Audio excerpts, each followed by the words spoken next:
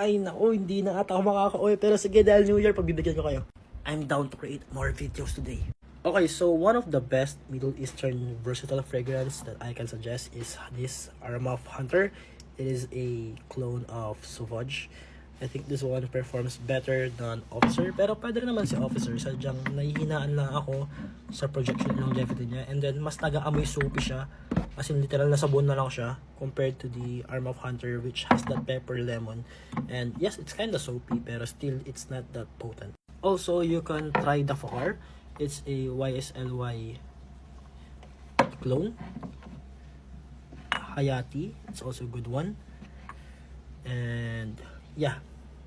Yeah,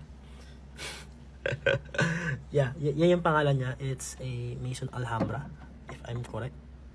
Yes, it's Maison Alhambra, yeah. It's a perfume. Meron din siyang EDT and EDP.